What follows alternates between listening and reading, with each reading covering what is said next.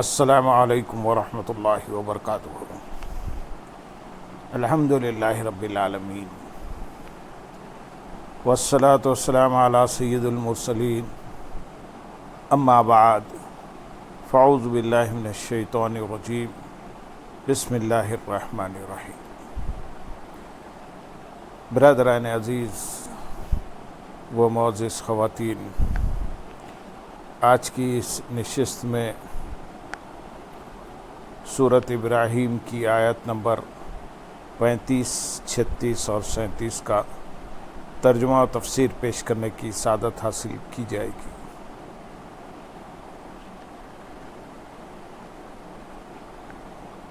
وَإِذْ قَالَ إِبْرَاهِيمُ رَبِّ اجْعَلْ هَٰذَا الْبَلَدَ آمِنًا وَاجْنُبْنِي وَبَنِيَّ أَن نَّعْبُدَ الْأَصْنَامَ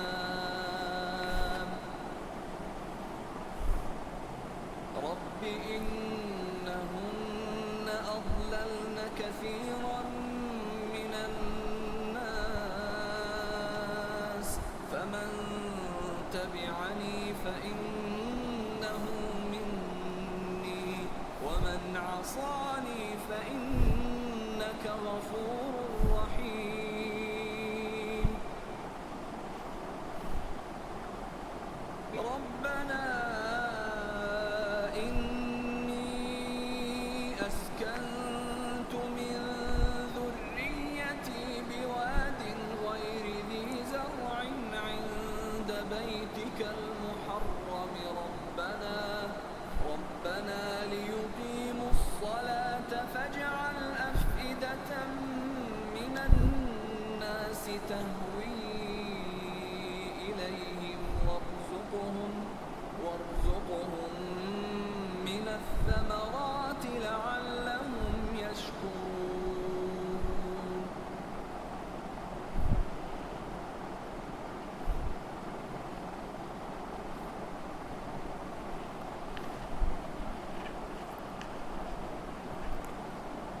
اور یاد کرو جب ابراہیم نے عرض کی، اے میرے رب اس شہر کو امن والا بنا دے اور مجھے اور میرے بیٹوں کو بتوں کی عبادت کرنے سے بچائے رکھ۔ اور یاد کرو جب ابراہیم نے عرض کی۔ آیت کا خلاصہ یہ ہے کہ حضرت ابراہیم علیہ السلام نے اللہ تعالیٰ سے دعا کی کہ اے میرے رب مکہ مکرمہ کو امن والا شہر بنا دے کہ قیامت کے قریب دنیا کے ویران ہونے کے وقت تک یہ شہر ویرانی سے محفوظ رہے یا اس شہر والے امن میں ہوں۔ حضرت ابراہیم علیہ السلام کی یہ دعا قبول ہوئی اور اللہ تعالیٰ نے مکہ مکرمہ کو ویران ہونے سے محفوظ فرما دیا اور کوئی بھی اس مقدس شہر کو ویران کرنے پر قادر نہ ہو سکا۔ اور اس شہر کو اللہ تعالیٰ نے حرم بنایا کہ اس میں نہ کسی انسان کا خون بہایا جائے، نہ کسی پر ظلم کیا جائے، نہ وہاں شکار مارا جائے اور نہ سبزہ کاٹا جائے۔ اور مجھے اور میرے بیٹوں کو بتوں کی عبادت کرنے سے بچائے رکھ۔ یاد رہے کہ انبیاء علیہ السلام بت پرستی اور تمام گناہوں سے معصوم ہیں۔ حضرت ابراہیم علیہ السلام کا یہ دعا کرنا بارگاہ الہی میں عاجزی اور محتاجی کے اظہار کے لیے ہے کہ باوجود یہ کہ تو نے اپنے کرم سے معصوم کیا، لیکن ہم تیرے فضل و رحمت کی طرف دست احتیاج دراز رکھتے ہیں۔ آیت نمبر 36 میں ارشاد ہے، اے میرے رب بے شک بتوں نے بہت سے لوگوں کو گمراہ کر دیا، تو جو میرے پیچھے چلے تو بے شک وہ میرا ہے، اور جو میری نافرمانی کرے تو بے شک تو بخشنے والا مہربان ہے۔ آیت کا خلاصہ یہ ہے کہ حضرت ابراہیم علیہ السلام نے دعا فرمائی کہ اے میرے رب عز و جل بے شک بتوں کی وجہ سے بہت سے لوگ ہدایت اور حق کے راستے سے دور ہو گئے، حتیٰ کہ لوگ بتوں کو پوجنے لگے اور تیرے ساتھ کفر کرنے لگ گئے۔ تو جو میرے طریقے پر ہو، یعنی اطاعت و فرما برداری کے طریقے پر ہو، تو بے شک وہ میری سنت پر عمل پیرا ہے، اور جو میرا نافرمان ہو تو اس کا معاملہ تیرے ہی حوالے ہے۔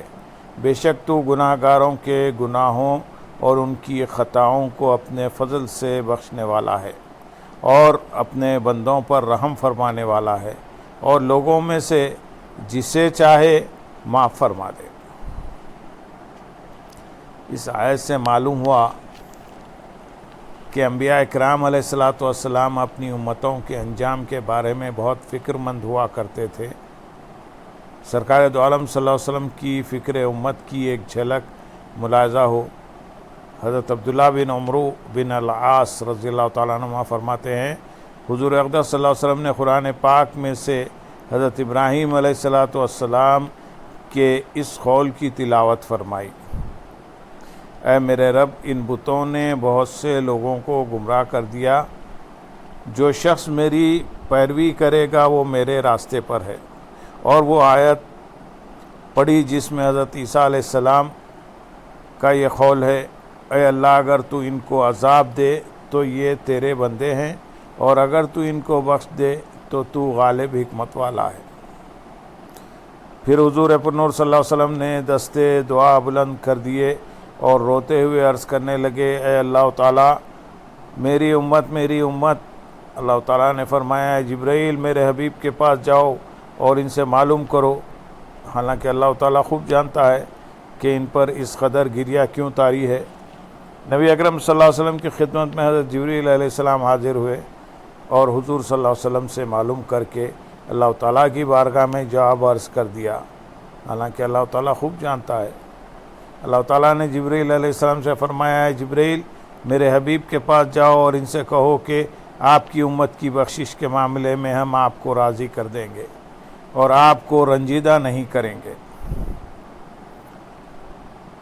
آیت نمبر 37 میں ارشاد ہے، اے میرے رب، میں نے اپنی کچھ اولاد کو تیرے عزت والے گھر کے پاس ایک ایسی وادی میں ٹھہرایا ہے جس میں کھیتی نہیں ہوتی، اے میرے رب، تاکہ وہ نماز قائم رکھیں تو لوگوں کے دل ان کی طرف مائل کر دے اور انہیں پھلوں سے رزق عطا فرما تاکہ وہ شکر گزار ہو جائیں۔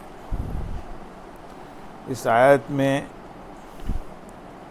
وادی سے مراد وہ جگہ ہے جہاں اب مکہ مکرمہ ہے۔ ذریت سے حضرت اسماعیل علیہ السلام مراد ہیں اور حرمت والے گھر سے بیت اللہ مراد ہے، جو طوفان نوح سے پہلے کعبہ مقدسہ کی جگہ تھا اور طوفان کے وقت آسمان پر اٹھا لیا گیا۔ حضرت ابراہیم علیہ السلام کی اس دعا کا پس منظر یہ ہے کہ حضرت اسماعیل علیہ السلام سرزمین شام میں حضرت حاجرہ رضی اللہ تعالیٰ عنہا کے بطن پاک سے پیدا ہوئے، جبکہ حضرت ابراہیم علیہ السلام کی بیوی حضرت سارہ رضی اللہ تعالیٰ عنہا کے ہاں کوئی اولاد نہ تھی۔ اس وجہ سے ان کے دل میں کچھ جذبات پیدا ہوئے اور انہوں نے حضرت ابراہیم علیہ السلام سے کہا کہ آپ حاجرہ اور ان کے بیٹے کو میرے پاس سے جدا کر دیجیے۔ حکمت الہی نے یہ ایک سبب پیدا کیا تھا، چنانچہ وحی آئی کہ آپ علیہ السلام حضرت حاجرہ رضی اللہ تعالیٰ عنہا اور حضرت اسماعیل علیہ السلام کو اس سرزمین میں لے جائیں جہاں اب مکہ مکرمہ ہیں۔ حضرت ابراہیم علیہ السلام ان دونوں کو اپنے ساتھ براق پر سوار کر کے شام سے سرزمین حرم میں لائے اور کعبہ مقدسہ کے نزدیک اتارا۔ یہاں اس وقت نہ کوئی آبادی تھی، نہ کوئی چشمہ، نہ پانی۔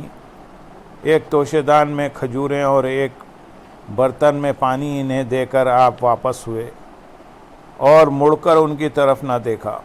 حضرت اسماعیل علیہ السلام کی والدہ حضرت حاجرہ رضی اللہ تعالیٰ عنہ نے عرض کی، آپ کہاں جاتے ہیں اور ہمیں اس وادی میں انیس و رفیق کے بغیر چھوڑے جاتے ہیں؟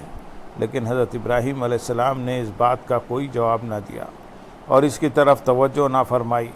حضرت حاجرہ رضی اللہ تعالیٰ عنہ نے چند مرتبہ یہی عرض کیا اور جواب نہ پایا تو کہا کہ اللہ تعالیٰ نے آپ کو اس کا حکم دیا ہے؟ حضرت ابراہیم علیہ السلام نے فرمایا، ہاں۔ یہ سن کر انہیں اطمینان ہو گیا۔ حضرت ابراہیم علیہ السلام تشریف لے گئے اور انہوں نے بارگاہ الہی میں ہاتھ اٹھا کر یہ دعا کی جو آیت میں مذکور ہے۔ حضرت حاجرہ رضی اللہ تعالیٰ عنہ اپنے فرزند حضرت اسماعیل علیہ السلام کو دودھ پلانے لگیں۔ جب ان کے پاس موجود پانی ختم ہو گیا اور پیاس کی شدت ہوئی اور صاحبزادے کا حلق شریف بھی پیاس سے خشک ہو گیا تو آپ رضی اللہ تعالیٰ عنہ پانی کی جستجو یا آبادی کی تلاش میں صفا و مروہ کے درمیان دوڑی۔ ایسا 7 مرتبہ ہوا، یہاں تک کہ فرشتے کے پر مارنے سے حضرت اسماعیل علیہ السلام کے قدم مبارک سے اس خشک زمین میں ایک چشمہ زمزم نمودار ہوا۔ حضرت ابراہیم علیہ السلام کا یہ واقعہ آپ علیہ السلام کے آگ میں ڈالے جانے کے بعد ہوا۔ آگ کے واقعے میں آپ علیہ السلام نے دعا نہ فرمائی تھی اور اس واقعے میں دعا کی اور عاجزی کا اظہار کیا۔ اللہ تعالیٰ کی کارسازی پر اعتماد کر کے دعا نہ کرنا بھی توکل اور بہتر ہے، لیکن مقام دعا اس سے بھی افضل ہے۔ تو حضرت ابراہیم علیہ السلام کا اس دوسرے واقعے میں دعا فرمانا اس لیے ہے کہ آپ مدارج کمال میں و مبدم ترقی پر ہیں، مدارج کمال میں دم بدم ترقی پر ہیں۔ اے میرے رب، تاکہ وہ نماز قائم رکھیں، یعنی اے میرے رب عز و جل، میں نے اپنی اولاد کو ناقابل زراعت وادی میں اس لیے ٹھہرایا تاکہ حضرت اسماعیل علیہ السلام اور ان کی اولاد اس وادی میں تیرے ذکر اور تیری عبادت میں مشغول ہوں اور تیرے بیت حرم کے پاس نماز قائم کرے۔ اے اللہ عز و جل، تو لوگوں کے دل ان کی طرف مائل کر دے تاکہ وہ اس وادی کے اطراف اور دیگر شہروں سے یہاں آئیں اور ان کے دل اس پاکیزہ مکان کی زیارت کے شوق میں کھینچے۔ اس میں ایمانداروں کے لیے یہ دعا ہے کہ انہیں بیت اللہ کا حج میسر آئے، اور اپنے یہاں رہنے والی اولاد کے لیے یہ دعا ہے کہ وہ زیارت کے لیے آنے والوں سے فائدہ حاصل کرتے رہیں۔ غرض یہ دعا دینی دنیاوی دونوں طرح کی برکات پر مشتمل ہے۔ حضرت ابراہیم علیہ السلام کی دعا قبول ہوئی اور قبیلے جرہم نے اس طرف سے گزرتے ہوئے ایک پرندہ دیکھا تو انہیں تعجب ہوا کہ بیابان میں پرندہ کیسا، شاید کہیں چشمہ نمودار ہوا ہے۔ جستجو کی تو دیکھا کہ زمزم شریف میں پانی ہے۔ یہ دیکھ کر ان لوگوں نے حضرت حاجرہ رضی اللہ تعالیٰ عنہ سے وہاں بسنے کی اجازت چاہی۔ انہوں نے اس شرط سے اجازت دی کہ پانی میں تمہارا حق نہ ہوگا۔ وہ لوگ وہاں بسے اور حضرت اسماعیل علیہ السلام جو جوان ہوئے تو ان لوگوں نے آپ علیہ السلام کے تقوی اور پرہیزگاری کو دیکھ کر اپنے خاندان میں آپ علیہ السلام کی شادی کر دی۔ کچھ عرصے بعد حضرت حاجرہ رضی اللہ تعالیٰ عنہ کا وصال ہو گیا۔ اس طرح حضرت ابراہیم علیہ السلام کی یہ دعا پوری ہوئی اور آپ نے دعا میں یہ بھی فرمایا اور انہیں پھلوں سے رزق عطا فرما تاکہ وہ شکر گزار ہو جائیں۔ حضرت ابراہیم علیہ السلام کی اسی دعا کا ثمرہ ہے کہ بہار، خزاں اور گرمی سردی کی مختلف فصلوں کے میوے وہاں بیک وقت موجود ملتے ہیں۔ اللہم صلی علی سیدنا محمد وعلی آل سیدنا محمد وبارک وسلم، وآخر دعوانا الحمدللہ رب العالمین۔ سبحان ربک رب